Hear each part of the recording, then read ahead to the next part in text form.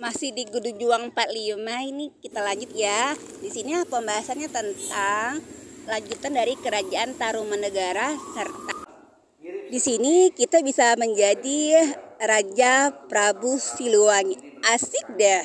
Nanti kita lanjut kembali di selanjutnya, yaitu Bekasi di bawah pemerintahan Hindia Belanda.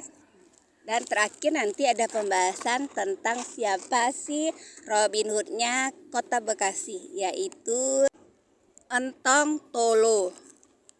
Sebelum menyimak nih, boleh dukungannya like, comment, subscribe, dan share apabila ini bermanfaat.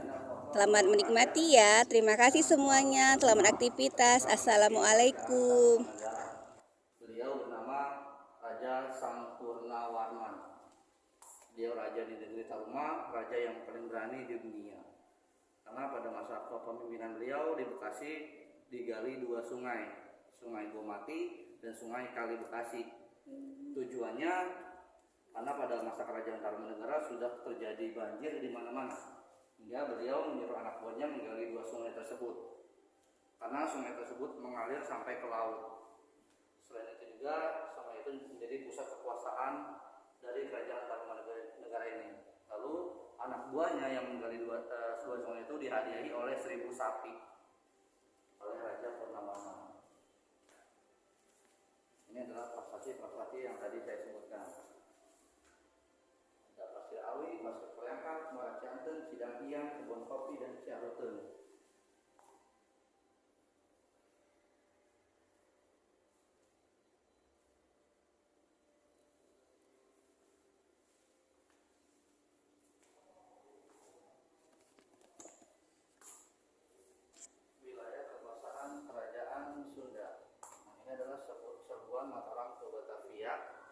Yang dimana dulu Mataram ingin menguasai wilayah Banten.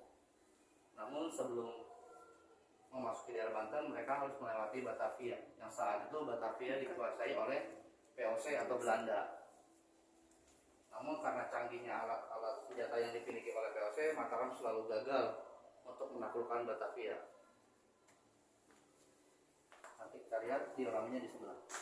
Nah, kalau di sini Bekasi masuk ke abad ke-8 sampai ke abad ke-16. Di sini baru menceritakan masa kerajaan Sunda atau Pajajaran. Nah, diorama ini terdapat diorama.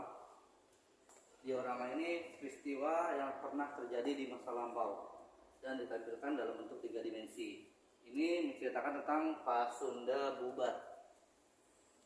Jadi Pasunda Bubat ini adalah perang antara dua kerajaan, yaitu kerajaan Galuh dan kerajaan Majapahit. Yang dimana dulu kerajaan Majapahit ini ingin menguasai seluruh kerajaan yang ada di Nusantara. Salah satunya kerajaan Galuh yang belum mereka taklukkan. Mereka punya siasat, yaitu mereka menikahkan anaknya dengan anak dari kerajaan Galuh. Anak kerajaan Galuh bernama Dyah Pitaloka, sedangkan Majapahit mempunyai anak namanya Hayam Wuruk. Ternyata di balik pernikahan itu ada niat yang tidak baik, yaitu ingin menaklukkan kerajaan Galuh. Nah, saat kerajaan Galuh ingin mengunjungi kerajaan Majapahit, tiba di daerah Bubat atau alun-alun Bubat di daerah Jawa, kerajaan Galuh disambut oleh Mahapati Gajah Mada, yaitu perwakilan dari Majapahit.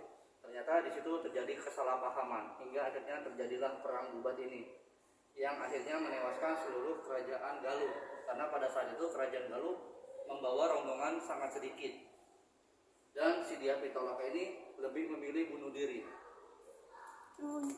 daripada Dyah Pitaloka harus dipersembahkan atau dinikahkan.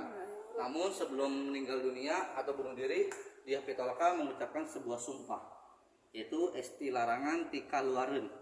Artinya orang Sunda tidak akan menikah di luar suku Sunda. Yang sampai sekarang tuh mitosnya kalau orang Sunda dan orang Jawa dilarang untuk menikah. Seperti itu. Gitu ceritanya. Iya. Saya juga baru tahu. Itu adalah mitosnya. Iya. Jadi dari Pasunda Bubat inilah mitosnya. Bubat ya.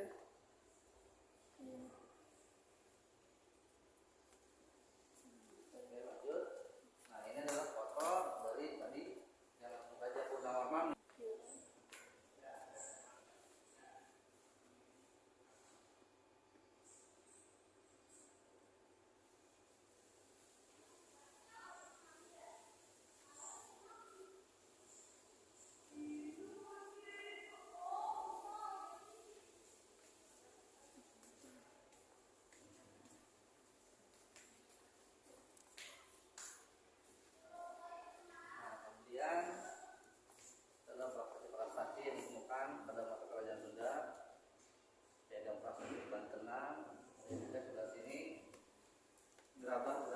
peninggalan asli tadi manusia bumi.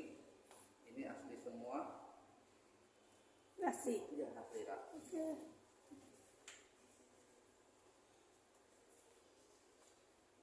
Usianya sudah ribuan tahun yang lalu.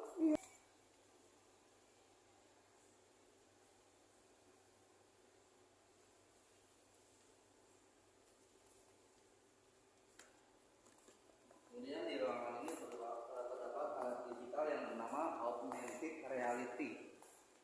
Nah, jadi ketika kita berdiri di lingkaran merah ini, nanti kita akan masuk di layar, seolah-olah merasakan suasana kerajaan Sunda.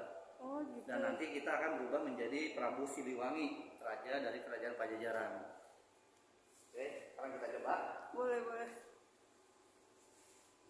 Dari mana namanya? Menurut kisah cerita Parahyangan, menjelang kerajaan Tarumanegara berakhir pada abad 7 Masehi, di sebelah barat Sungai Citarum sudah ada kerajaan Sunda, dan di sebelah timur Sungai Citarum terdapat kerajaan Galuh yang berlokasi di Kabupaten Ciamis sekarang. Kedua kerajaan ini berhasil disatukan oleh Sanjaya atau Maharaja Harisdhara. Akan tetapi Sanjaya meninggalkan Galuh sehingga kerajaan Sunda dan kerajaan Galuh menjadi kerajaan merdeka. Baru pada abad 15 Masehi, Ratu Jayadewata kembali menyatukan kedua kerajaan dan memilih Pakuan Pajajaran sebagai pusat kekuasaannya. Penguasa kerajaan Sunda ini kemudian dikenal dengan nama Sri Baruta Maharaja, atau sebagai kalangan diyakini sebagai Prabu Siliwangi, seorang raja Sunda yang paling masyhur. Batu Gilang adalah sebuah batu andesit berbentuk segi empat berukuran panjang kurang lebih 190 cm, lebar 121 cm, dan tebal 16,5 cm dengan permukaan datar. Batu tersebut kini berada di depan pintu gerbang utara Keraton Surosoan dekat alun-alun. Batu ini merupakan sebuah tempat penasbihan para raja Sunda sebelum akhirnya Maulana Hasanuddin dari Banten yang secara anumerta berhasil mengambil kekuasaan kerajaan Sunda, memindahkan batu tersebut dari Pakuan Pajajaran ke Banten. Batu itu kemudian menurut Babat Banten disebut Batu Digilang, yang dipergunakan sebagai tempat pentasbihan atau penobatan raja-raja di Sultanan Banten.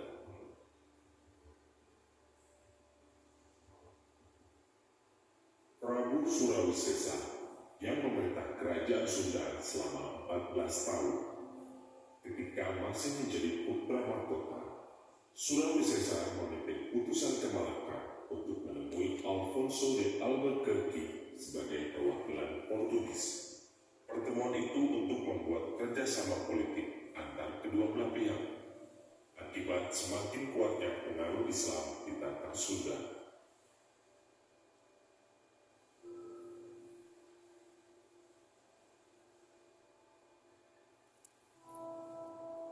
Saat ini kita menjadi nahkoda, yang dimana kita menuju dan dermaga yang ada warna merah. Tangan kanan ke atas untuk belok kanan, seperti ini. Kita dilarang menabrak batu. Tangan kiri untuk belok kiri. Oke, kalau mau lurus turunkan dua-duanya.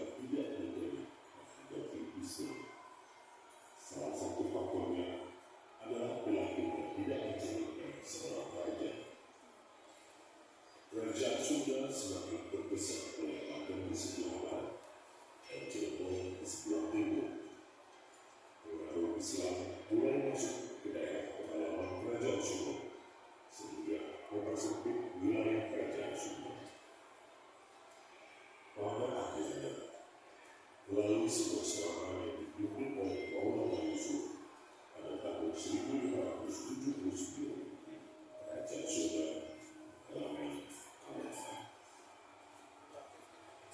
Berakhirlah masa kekuasaan kerajaan kecorak Hindu di tanah Sunda. Pasca kerajaan Sunda lumpuh, di tanah Sunda muncul para pusat kekuatan politik baru, yakni Cirebon, Banten, Sumatera Barat, dan Jawa.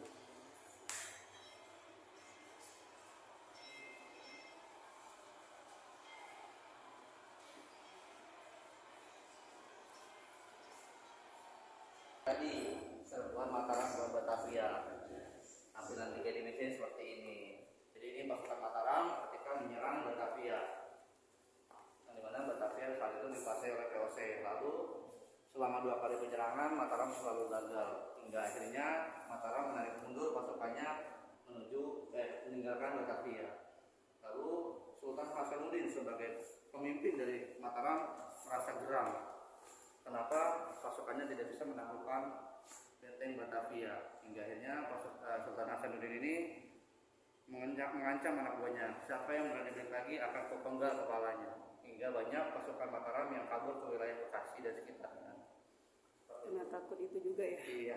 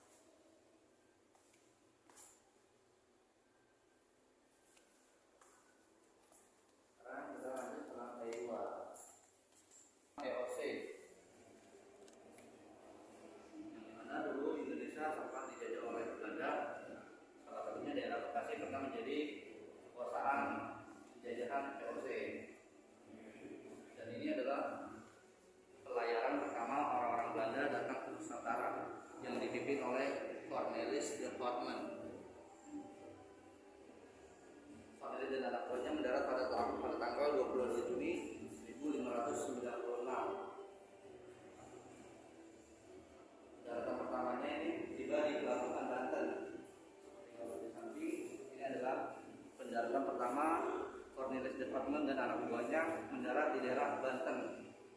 Namun di sana tidak langsung disambut baik, malah mereka diusir karena pada saat itu orang-orang Belanda bersikap arogan dan sombong. Hingga akhirnya Belanda dan anak buahnya kembali ke negaranya. Nah, ini adalah miniatur dari kapal VOC yang ketika mereka berlayar menuju Nusantara. Gambar di samping gambar-gambar kapal-kapal VOC yang sedang berlayar.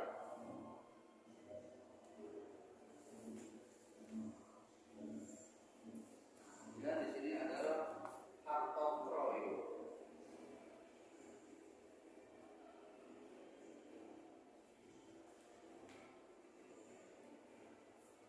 Dan ini adalah Heart of Troy, yang dimana Heart of Troy ini hak istimewa bagi VOC. Ya, dimana di sini ada 7 poin. 7 poin ini sangat menguntungkan bagi VOC karena VOC ini tujuannya ingin menguasai rempah-rempah yang ada di Indonesia. Mereka melakukan perdagangan monopoli. Mereka bisa membangun benteng, salah satunya yaitu benteng Batavia. Ini adalah lukisan benteng Batavia yang saat itu dibangun oleh orang-orang VOC di bawah kepemimpinan Jan Pieter Zumthor atau JP Gun kita kenalnya. Beliau adalah gubernur VOC yang kedua dan keempat dan terkenal paling kejam.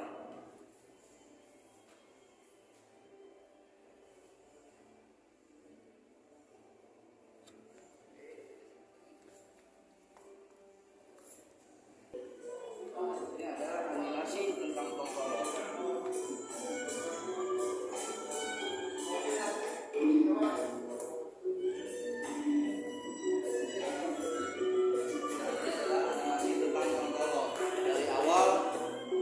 Pencurian, membagikan harta curiannya, lalu Tongkolo dicari oleh polisi Belanda, kemudian Tongkolo ditangkap di daerah Depok, lalu Tongkolo dipenjara dan disidang. Setelah disidang, Tongkolo hanya diasingkan dan dibuang ke daerah Manado. Kita lihat animasinya di sini. Tolo.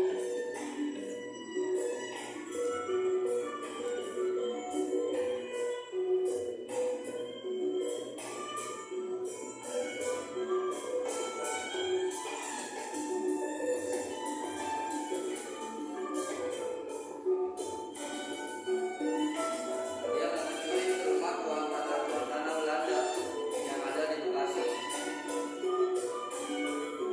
Lalu harta curiannya dibagikan kepada rakyat Bekasi supaya rakyat Bekasi bisa memenuhi kebutuhan hidupnya. Setelah itu Tong Tolo kabur ke daerah Depok dan ditangkap di Depok, lalu diasingkan dan dipenjara. Setelah dipenjara, Tong Tolo diasingkan ke daerah Manado.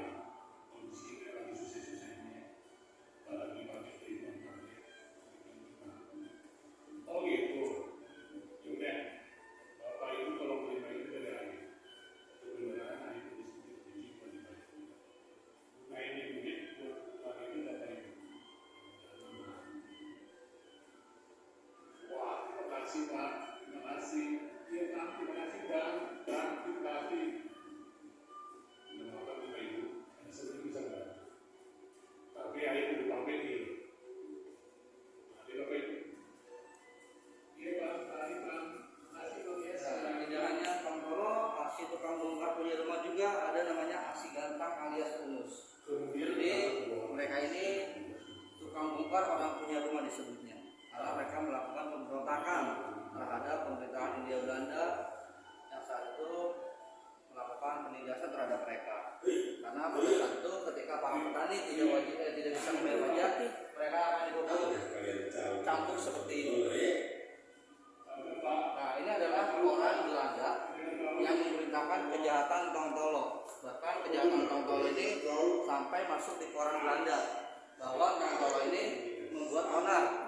Padahal menurut warga Bekasi dan sekitarnya bahwa Tong Tolo ini berbuat baik karena dia ingin membantu, tidak ingin membuat onar. Tapi menurut polisi-polisi Belanda ini membuat onar bagi pemerintahan Hindia Belanda. Makanya disebutnya Tong Tolo pahlawan rakyat Bekasi.